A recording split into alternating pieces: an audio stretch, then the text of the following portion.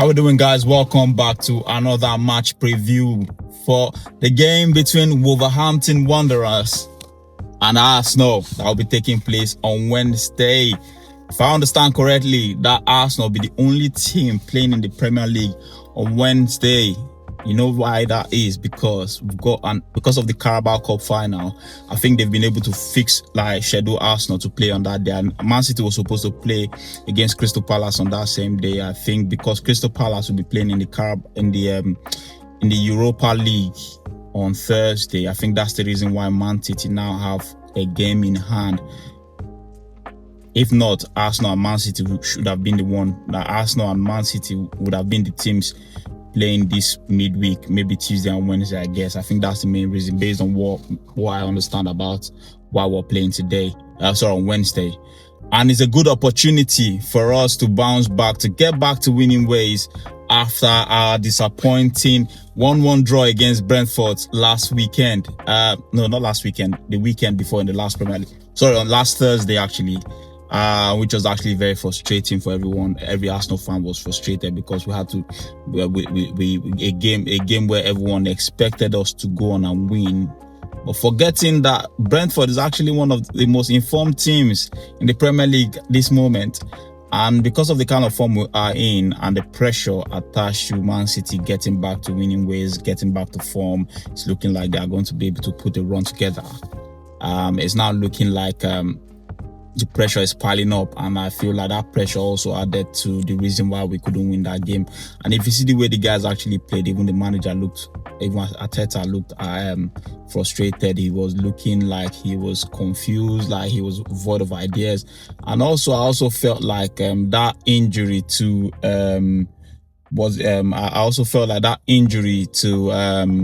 Kai Havertz also contributed a lot to Mikel Arteta's tactics, because I felt like he had so many plans using Kai Havertz as well. I think that injury to Kai Havertz also affected him. But this time around, I feel like this should be a game that we should be winning. I expect us to win this game. Wolverhampton is one of the worst teams in the Premier League right now. I think they are 19 points off team in 19th place, actually, which is quite crazy, mad start. And based on what I understand, I think they've conceded 48 goals so far this season, which is quite mad. And it's a game that I expect us to win. The first leg wasn't too pretty. I wasn't really happy with our performance in the first leg, to be honest. If I'm very honest, that was the game whereby we struggled. We're leading 1-0 I think towards the end, that Nigerian striker, I think Tosin Aroko, that day scored in the 80th, I think it was in the 89th minute, and I think towards the end, it looked like it was a goal. The winner was scored by Jesus, but that was an own goal actually, where everyone felt like it was Jesus, but it was an own goal by Wolverhampton that gave us that win that day, and we're lucky to have that 3 points, because that if we had dropped points in that game, it would have been a nightmare for Arsenal fans, and it would have been a serious one. And also, like, the game against Wigan has added small confidence to this period, because like going into the game, that win against Wigan, actually that's a big boost for us as well. And seeing it is not, for me, that game against Wigan, the win against Wigan wasn't the reason why I'm so excited. The reason why I enjoyed that game was because I wanted to see something different. I wanted to see Arteta experiment. I wanted to see Arteta use his squad. I wanted to see some changes to the tactics, some tweaks to the tactics. And what that game proved to me was that Arteta is actually not happy with the situation of the midfield not creating, because he's actually trying something different. He tried Saka in the 10. I know Saka playing in the 10 was forced due to the injury to Ricardo Calafiori. But if you notice, before the game, he wanted to play Miles Lewis Kelly in the midfield. But because of the injury, he had to move him back to left back and use Saka as the number 10, a player in the number 10 role. But two players that actually impressed me a lot in that Wigan game was Eberechi Eze. I think he played a bit centrally, like he was actually dropping deep, receiving the ball in the half turn, playing some lovely passes where he actually created two beautiful moments for Arsenal. The first one, the no-look pass he gave to Noni Madueke for the first goal. I love that finish by Noni Madueke as well. And the second one was, I think that second one was the goal for can't remember that second one, but I think he had some long passes in that game that I was actually impressed with. I think that was the one for, I think he actually gave that pass for Gabriel Martinelli. I can't remember again, but I was so impressed with him, like the way he was actually dictating play. I know it's not just Wigan, just caveat by saying, okay, it's Wigan. Everyone will just say like, you're so excited because it's Wigan, I know, but I was excited with what I saw in that game. I'd be happy that we're actually pulling, that Eze was actually doing some stuff in that game. But with that, I expect him, because I know Odegaard is not actually in form, I expect him now to kick on from that. That should give him a lot of confidence going into the next game. I want to see him more on the ball, because I noticed that he's a bit shy on the ball, like maybe he's scared to make mistakes and all that. My guy, this is towards the end of the season. Just go and make that mistake.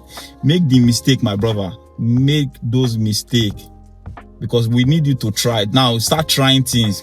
That's what Pep Guardiola says. That's the difference between. I remember Pep Guardiola mentioning the difference between Kevin De Bruyne and any other midfielder. I remember Arteta has also said it before, that there's one player that can try things, even if it doesn't work out, he just want to try. And most 9 times out of 10, when you try things, it works out well. It works out sometimes, because he's a risk taker. He was a risk taker. So this game is a game I expect us to win. I expect us to beat Wolves that on Wednesday. That's another game for us to like go 7 points clear of Manchester City before we go play the North London derby on Sunday, which is going to be a massive one. I don't want to talk about that now. That's going to be crazy because they've got a new manager. But before that, we need to get the business done at the Molineux on Wednesday, which is more important than Spurs at the moment. Much more important than Spurs, because if we win that 7 points going into 7 points going into the game before Man City plays against, I feel before Man City plays over the weekend, I can't remember who Man City is, Newcastle, before Man City plays against Newcastle, and it's a game whereby there's going to be a lot of pressure on Man City as well to win, because if we're going 7 points clear, Man City at this stage of the season cannot afford to drop any points. Any drop point for Man City will really affect them at the moment, because they can't afford to drop any points at the moment. That's where the pressure is. And I know everybody's saying like it's like deja vu for us. Like it was almost similar position we were in 2 years ago, where we're almost in the league, same points, and we dropped points. I think we were 4 points clear, whereby we lost against Man City and dropped point again. But this time around is different. The team is different. The quality of the team is different as well. I just expect us to like do what we need to do this time around. But I'm just scared that we might go. But everyone is just scared actually. Like everyone's just scared. But I feel like we should be able to get the job done this season. And I just wish we can actually extend the buffer again, maybe to like 6 points or 7 points. That will help us a lot. And seeing Newcastle coming back from that's another game. I don't want to go towards the weekend. I don't want to go to. Let me just face this Wolves game. I know we're gonna be panicking in this game. This game is gonna cause sweat again. But I know what we just need to go. Be more efficient in the final third. Try and like do what we need to do to get the win. Anything but the win, I don't care. Now 3 points is what matters. Just get back to winning ways. Get that 3 points, increase your tally to 7 points, and that's what we need. And with that, I'll be giving you my predicted match 11 for the game between Arsenal, Wolverhampton Wanderers and Arsenal. And in goal, I'll start with David Raya. For this one, I'll start with David Raya in goal. And my centre back pair will be William Saliba. He's back already, and he played against Bolton on Sunday. Sorry, I said Bolton. Sorry, Wigan on Sunday, which is actually good to see. He was actually impressive as well. Good to see him back. So we'll go back to our usual centre back pair, Saliba and Gabriel, and then the right back will be Timber. I know he's had a rest for that one. I know he'll be back with then White getting injured in that game. You expect Timber to come back into the team, and the left back position will be I know Calafiori is injured now, so it's going to be Piero Hincapié. I know Arteta won't be starting Miles Lewis Kelly. I saw some lapses in his defending even against Wigan yesterday, but it's just Wigan. That's why we're not punished. And in the midfield will be Declan Rice was not part of the team yesterday, which was very good to see. Like Arteta gave him the rest he deserves, and even Zubimendi, if not because of the injury to I think it was who had that injury again, Ben White. That's why he actually came into that game. So it was actually good to see that we had Zubimendi came into the game and affected the game as well. But he just had to see out. I think Norgard had to drop into the defense for that one. So in the midfield, in front of them, I'll go with Eberechi Eze. Eberechi Eze should be there. I just expect him to replicate what he did against Wigan, and I know it's gonna be hard. It's a hard game, hard task for him. But this time he needs to find that. He needs to find that form. We need that form to come out from now to the end of the season. This is another game where he can be able to flex. He can be able to flex. One of those lesser teams, so he should be able to flex in this one.